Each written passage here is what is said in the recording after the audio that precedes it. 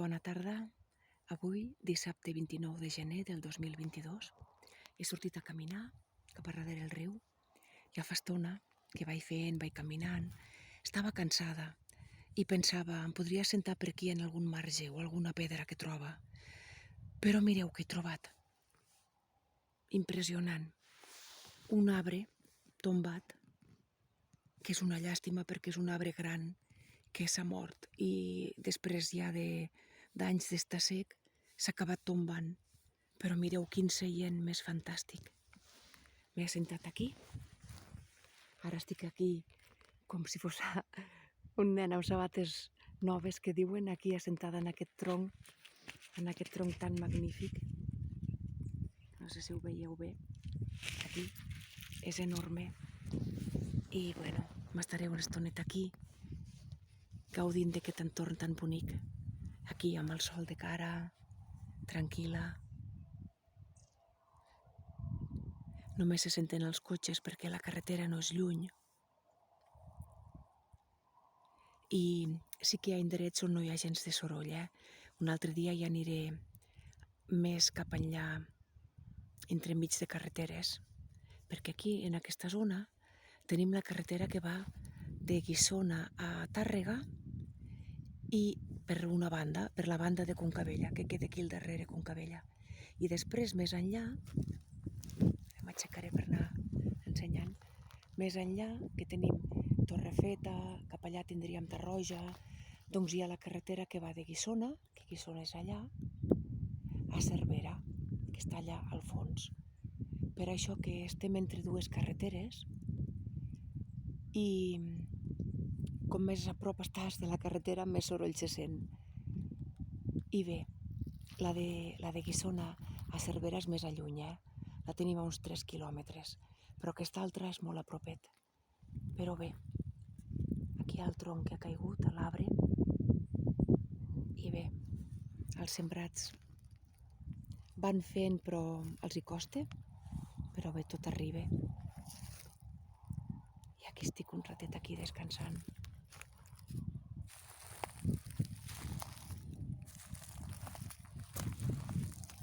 Mireu quines arrels. Està tot corcat. Aquí en diem així que està corcat.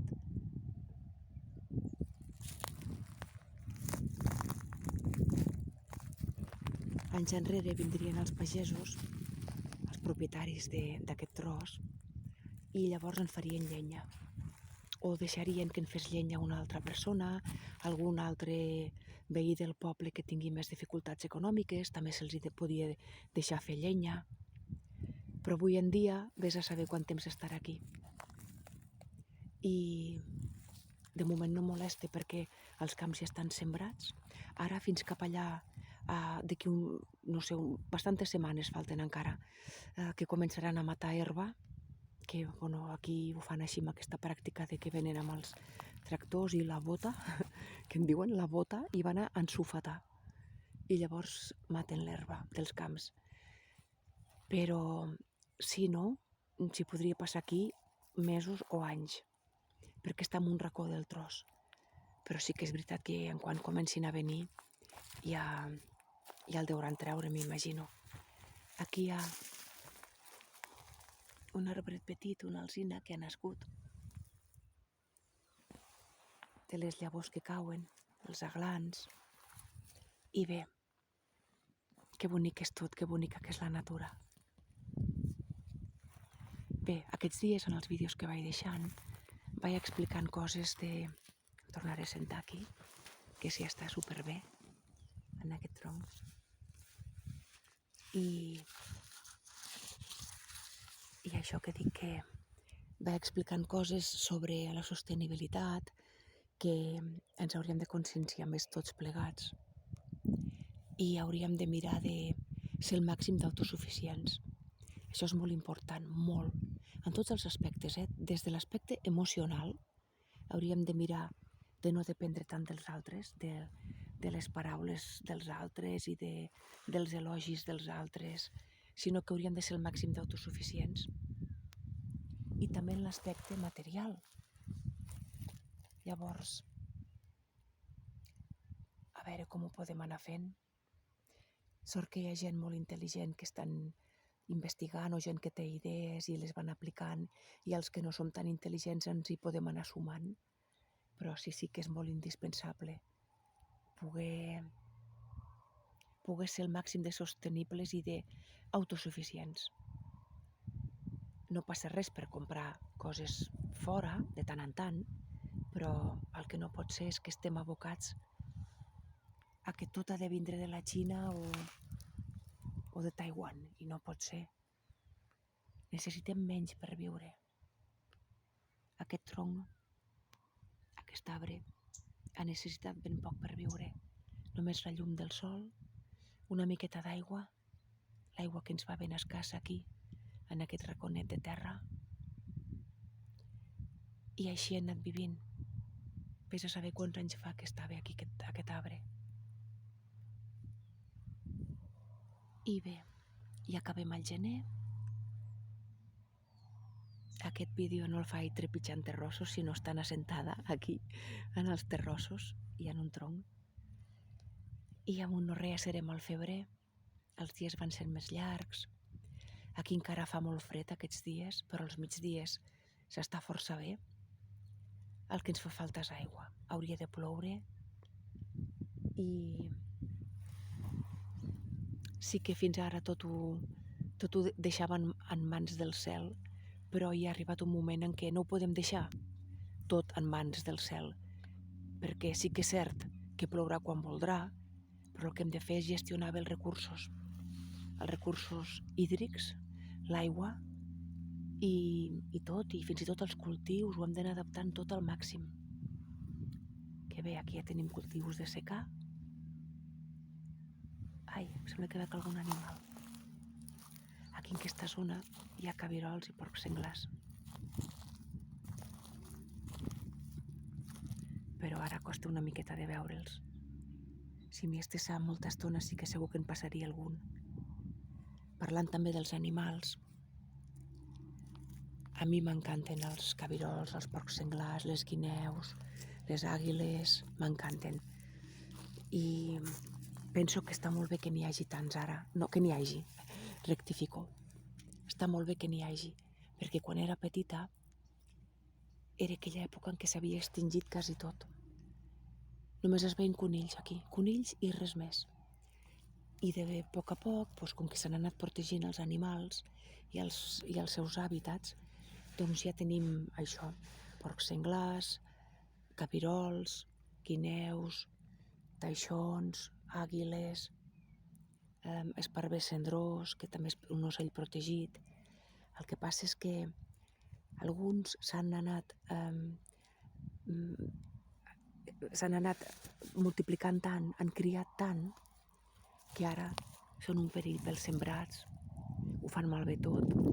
També a les carreteres els porcs senglars i els cabirols provoquen molts accidents. I clar, també és una situació delicada. Ara el que diuen és que he llegit alguna notícia, i també ho sé de viva veu, que molts pagesos es treuen la llicència de caça per ells mateixos poder anar, a veure si poden anar controlant la situació de tants animals. Però penso que això no està bé, aquesta no és la solució, perquè penseu que com més llicències d'armes hi ha, més perill al territori, perquè més persones amb una arma de foc. I realment és perillós perquè no sabem mai què pot passar, tant en una situació de vegades que et vinguin a robar de defensa pròpia, però potser no et voldrien pas matar, només espantar és a dir, que tinguéssim un robatori sense armes, Però en canvi quan ja hi ha armes, tant si són dels atacants com si fos el pagès, ja és un perill. I per altres motius, perquè no saps mai el que pot passar quan una persona porta una arma. Clar, ja sé que en general tothom és prou conscient i prou assenyat, no?, per fer servir l'arma només quan toque, en aquest cas per caçar. Però bé, jo sóc una ferma defensora de que no m'agrada la caça, és a dir, estic en contra, però també puc entendre que algunes poblacions d'animals s'hagin de controlar d'alguna manera. Perquè, a veure, temps enrere sí que la caça era necessària per viure. Evidentment, la gent s'havia d'alimentar del que caçava, del que conreava i del que trobava pel camp, pel bosc. Però avui en dia la caça no és per viure. Fins i tot gent que ho necessitaria no ho està fent, perquè no té ni per treure's el permís d'armes, no? Llavors la caça avui en dia és per plaer i també alguns per controlar la població quan es desmadre dels animals. Però clar, jo penso que no és aquesta la manera de fer-ho. S'han de buscar altres maneres, amb un control de la població, si es pogués fer alguna mica d'esterilització, no sé, segur que de maneres n'hi ha. Bé, em vaig tornar a seure amb aquest tronc tan bonic. És una llàstima, pobre arbre, que s'ha trencat. Ara passo, ara em posaré a dins. Que tovet que és, a dins on estava el tronc, on hi havia les arrels. I bé, hi quedaré una estoneta més. Mireu els sembrats que comencen a néixer. Bé, ja fa setmanes que han nascut, però no acaben de tirar.